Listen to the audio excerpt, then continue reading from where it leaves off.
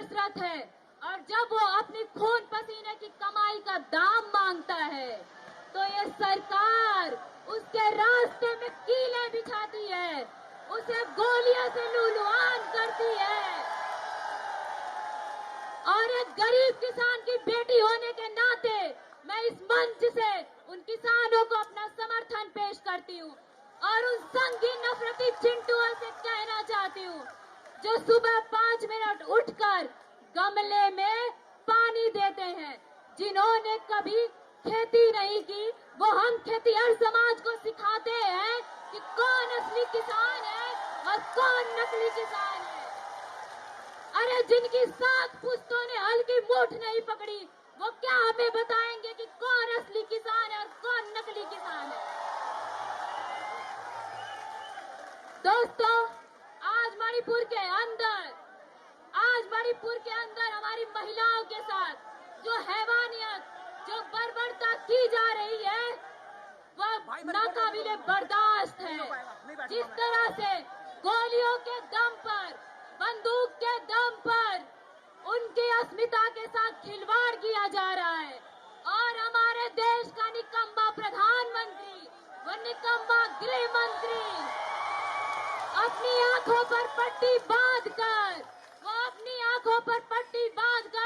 Electoral bond के जरिए deal करने में बिजी है। वो कहता है साथी कि तुम मुझे चंदा दो, मैं तुम्हें धंधा दूंगा, तो ये निकम्मापन नहीं चलेगा।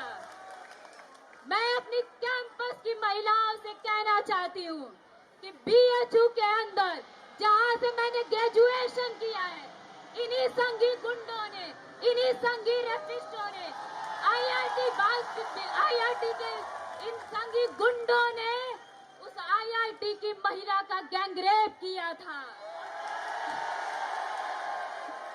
और इस तरह यही संघी गुंडे हैं जो हम महिलाओं के साथ जघन्य आपराधिक मामले करते हैं साथी। और मुझे आशंका है, इस मंच के सामने मैं अपनी आशंका पेश करती हूँ कि अगर एबीवीपी को इस कैंपस से नहीं खदेड़ा गया तो वो दिन दूर नहीं कि वो बीएचयू की घटना इस जेएनयू में भी घट सकती है। साथियों, इस कैंपस में संघ का एक बगल बच्चा संगठन है जो कहता है कि हम खून से तिलक करेंगे और गोलियों से आरती। अरे भाई बताओ, संघी गुंडों बताओ कि तुम किस बिरादरी के लोगों का खून से तिलक करना चाहते हो? क्या तुम हम महिलाओं का, किस मजहब के लोगों का खून से तिलक करना चाहते हो? क्या हम महिलाओं की गोलियों से आरती उतारना चाहते हो? क्योंकि हम महिलाओं की बेखौफ आजादी, हमारा बेखौफ घूमना, हमारा बेखौफ चलना और बेखौफ इनके सामने आकर राजनीति करना इनके पेट से पचता नहीं है साथी, क्योंकि ये सामंती लोग हैं।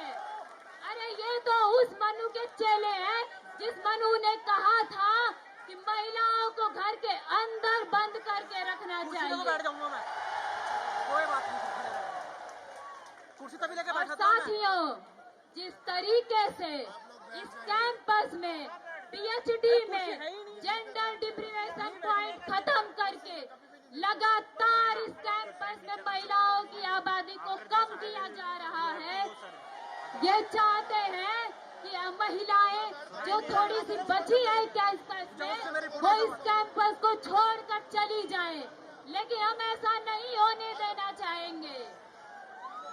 साथ ही हमारी पार्टी समाजवादी पार्टी महिलाओं को मांग को लेकर हमेशा मुखर रही है और जब रिजर्वेशन बिल लाया गया, हमारे नेताओं ने सवाल किया कि इसमें स्मृति ईरानी को तो जगह है, लेकिन भगवतिया देवी को जगह क्यों नहीं है, महाराजी देवी को जगह क्यों नहीं है, उस घास छीलने वाली महिला को जगह क्यों नहीं है, उस गोबर पाथने वाली महिला को जगह क्यों नहीं है। और जब उन महिलाओं को जगह नहीं होगी तो ऐसा कोई कानून, ऐसा कोई बिल हम पारित नहीं होने देंगे साथी। और हम जब भी ऐसा कोई कानून आएगा उसका पुरजोर विरोध करेंगे। साथियों, रहा हूँ ना। कैंपस में हिंसा अभी के रिकॉर्ड साथ करने साथ लगा हूँ।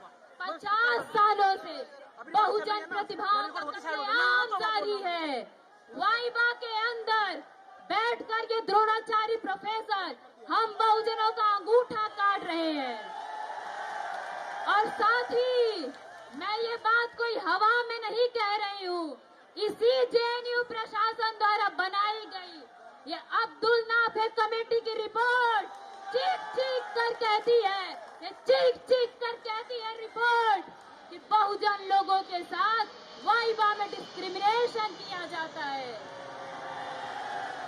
बताइए साथी, ऐसे में हम पीडीए के लोगों का, पिछड़ा, दलित, आदिवासी, अल्पसंख्यक महिलाओं का पीएचडी कौन कराएगा? कौन दाखिला लेगा हमारा साथी? साथियों, पार्लियामेंट और डीओपीटी का डाटा कहता है कि 2019 से पहले विश्वविद्यालयों में ओबीसी प्रोफेसरों की संख्या 0 थी, 0। और पिछले 70 सालों में देश के विश्वविद्यालय में कैसी थोथी प्रगतिशीलता और कैसा थोथा राष्ट्रवाद का खेल चल रहा था कि जो 90% आबादी है उसको 10% भागीदारी मिली है। कैसी प्रगतिशीलता थी साथी?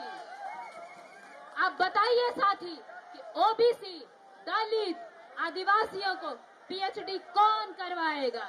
हमारे लोग AC, EC, HOD, dean, VC कैसे बनेंगे साथी? इसका जवाब दीजिए और अब तय करिए कि गलती किसकी है, गुनहगार किसका है।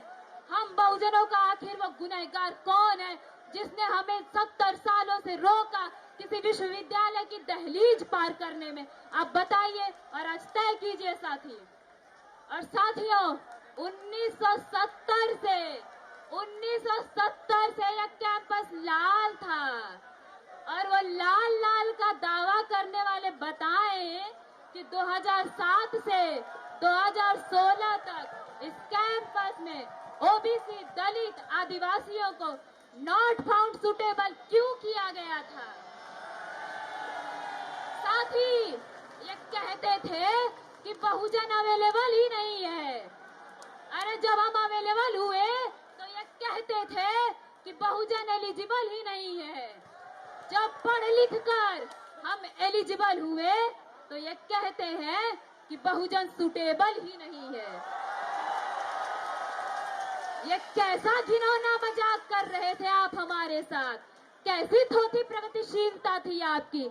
अरे आप हर बार कपड़ा बदल के आते हैं लेकिन अंदर से आप वही सामंती हैं जो बहुजनों का अंगूठा काटते हैं। आप वही द्रोणाचार्य हैं साथी जो हमें एनएफएस कर देते हैं। और साथ ही मैं जिस स्कूल से हूँ, जिस सेंटर से हूँ, सेंटर ऑफ इंडियन लैंग्वेजेस में अभी हाल ही में एक ओबीसी प्रोफेसर की सीट एनएफएस की गई है। और बड़े शर्म की बात है साथी कि इंटरव्यू देने में जेएनयू का पीएचडी होल्डर शामिल था।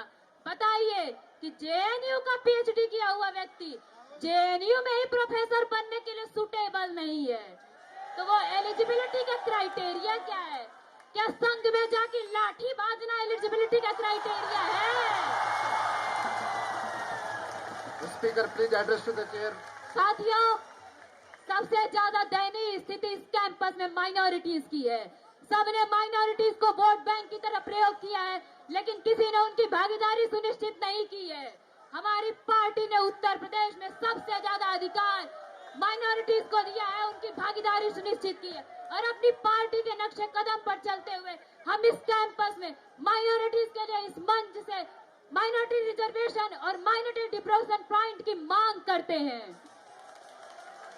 और जो ओबीसी साथी आज डिबेट को सुन रहे हैं, मैं उन्हें बता देना चाहती हूँ कि 2007 में जब मंडल 2 लागू हुआ तो मिनिस्ट्री ने Speaker, please OBC wind up your speech. Your time is over. Hostel बनाने के लिए Speaker, please wind up your speech. Your time is over. Speaker, please wind up your speech. Your time is over. Speaker, please wind up your speech. Your time is over. Speaker, please wind up your speech.